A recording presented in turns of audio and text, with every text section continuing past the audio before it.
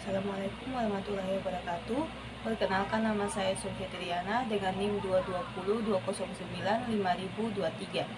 Di sini saya akan menjelaskan materi tentang multiple access untuk memenuhi tugas mata kuliah komunikasi data. Adapun tujuan presentasi pertama yaitu memahami konsep multiple access. Yang kedua, mengetahui jenis-jenis multiple access dan contoh-contoh aplikasinya.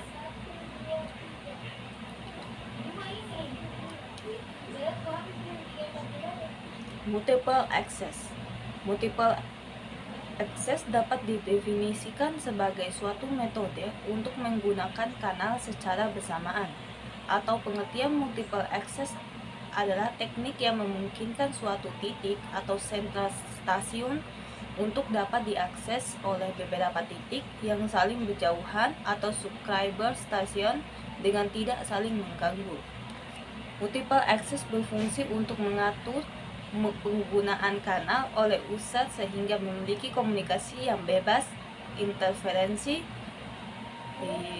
Kedua, menyalurkan beberapa informasi secara serentak dalam satu kanal. Ketiga, efisiensi kanal.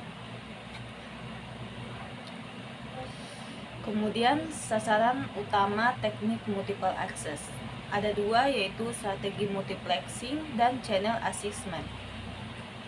Pertama, strategi multiplexing yaitu bagaimana sirkuit-sirkuit individu digabungkan ke dalam spektrum radio sehingga memungkinkan banyak user dapat akses secara simultan.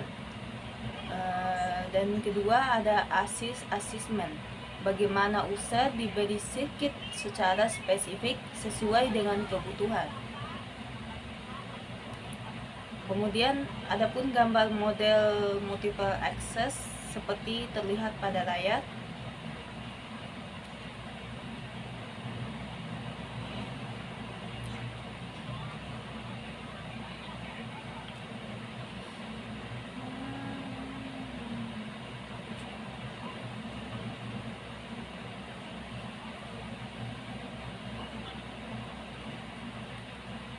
Kemudian ada sistem duplex. Duplex adalah komunikasi data yang dilakukan menggunakan dua arah, di mana antara penerima dan pengirim dapat saling bertukar informasi dan saling berkomunikasi. Metode duplexing terdiri dari yaitu full duplex dan half duplex. Pertama, full duplex. Dalam komunikasi full duplex, dua pihak yang saling berkomunikasi akan mengirimkan informasi dan menerima informasi dalam waktu yang sama dan umumnya membutuhkan dua jalur komunikasi. Komunikasi full duplex juga dapat diraih dengan menggunakan teknik multiplexing, di mana sinyal berjalan dengan arah yang berbeda akan diletakkan pada slot waktu atau time slot berbeda pula. Kelemahan teknik ini adalah bahwa teknik ini memotong kecepatan transmisi yang mungkin menjadi setengahnya.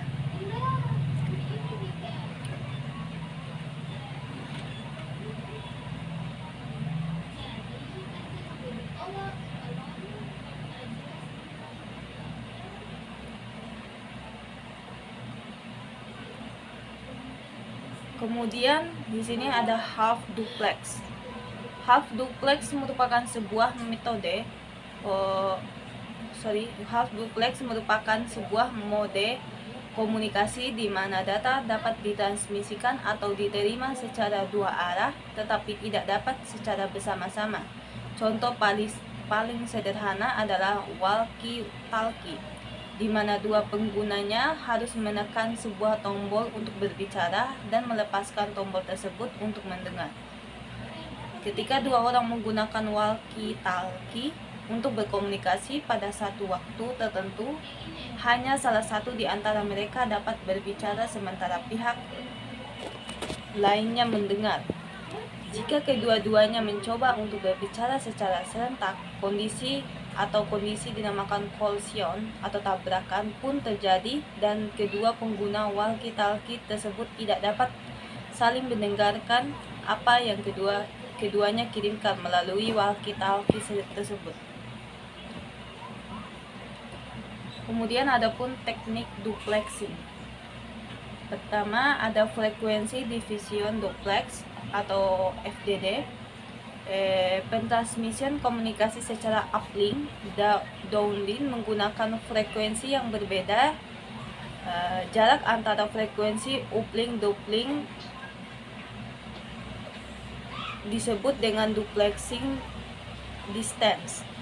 FDD mempunyai kemampuan untuk menyelenggarakan suatu komunikasi yang simultan antara mobile station dengan base station.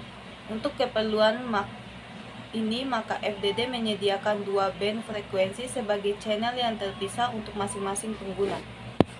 Kemudian ada time division duplex. Pertransmisian komunikasi secara uplink dan downlink menggunakan frekuensi yang sama dalam waktu yang berbeda. Terdapat switch waktu yang sangat cepat antara komunikasi uplink dan downlink, sehingga pengguna masih bisa merasakan komunikasi secara kontinu. Dalam suatu komunikasi radio, dimungkinkan pengguna secara bersama satu channel berdasarkan pembagian yang dilakukan dalam domain waktu. Kemudian adapun jenis multiplex access. Pertama ada frekuensi diffuse multiple access atau FDMA. Kedua ada time division multiple access. Ketiga ada kode division multiple access CDMA.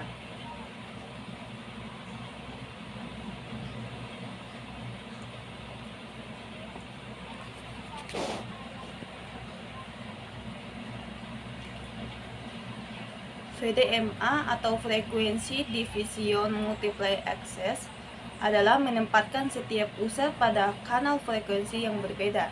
Kanal frekuensi ini disediakan berdasarkan permintaan user yang menginginkan layanan pada periode panggilan. Tidak ada user manapun yang bisa menggunakan kanal frekuensi yang sama.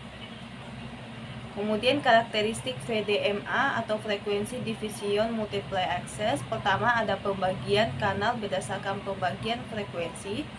Kemudian pengiriman dan penerimaan informasi berlangsung dalam waktu yang bersamaan. FDMA mempunyai bandwidth yang lebih sempit dari kurang lebih 30 kHz. Kemudian lower transmission overhead. Proses handoff cukup kompleks, tidak fleksibel terhadap layanan-layanan baru. Kemudian kontrol channel terletak di frekuensi 1 untuk menghandle pemutusan hubungan. Yang terakhir bersifat continuous transmission. Adapun kapasitas VDMA atau frekuensi division multiple access. Pertama kapasitas kanal pada FDMA yaitu seperti pada rumus di layar. Kemudian keterangan dengan BT adalah total alokasi spektrum pada sistem VDMA. Kemudian baud adalah baud band yang letaknya berada pada ujung spektrum frekuensi. BC adalah bandwidth kanal. Kemudian berikut ini adalah gambar yang menunjukkan sistem VDMA. Time division multiple access atau TDMA. Sistem TDMA membagi kanal menjadi beberapa time slot.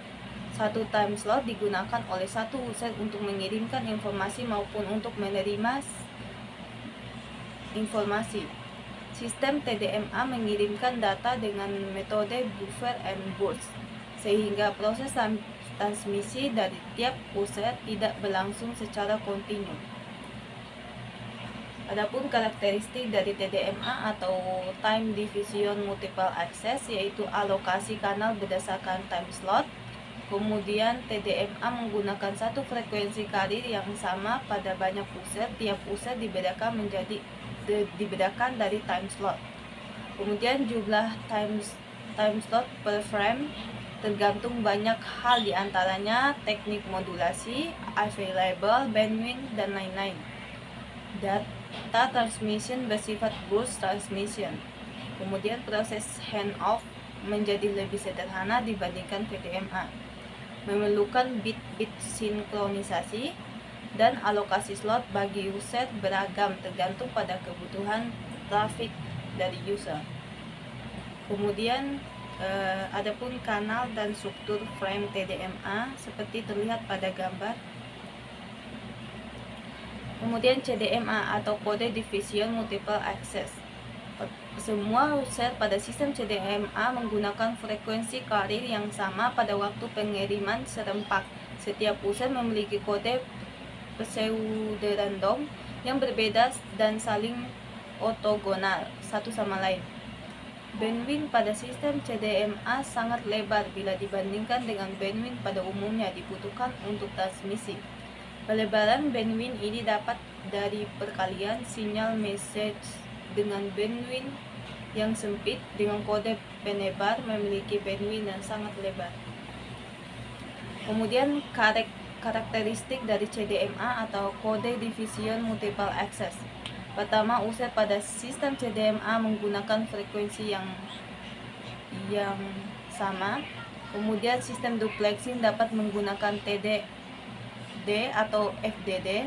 Kemudian meningkatkan jumlah user CDMA akan menaikkan tingkat noise secara linear. Performance sistem akan berangsur-angsur menurun dengan bertambahnya jumlah user yang akan naik bila jumlah user dikurangi. Multipart fading akan terkurangi banyak karena sinyal disebar pada spektrum yang lebih besar. Jika bandwidth dari spektrum lebih besar dari bandwidth koheran kanal, maka perbedaan frekuensi akan mengurangi efek small scale fading. Kemudian channel data rate yang besar, frekuensinya durasi simbol akan sangat pendek dan biasanya akan lebih kecil dari waktu delay spread kanal. Kemudian self jamming merupakan masalah pada CDMA. Self jamming meningkat jika spreading sequence dari user yang berbeda tidak benar-benar ortogonal. Kemudian untuk kapasitas CDMA atau Code Division Multiple Access bisa dilihat pada gambar.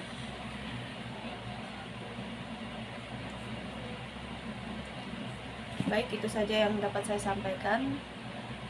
Terima kasih atas perhatiannya. Assalamualaikum warahmatullahi wabarakatuh.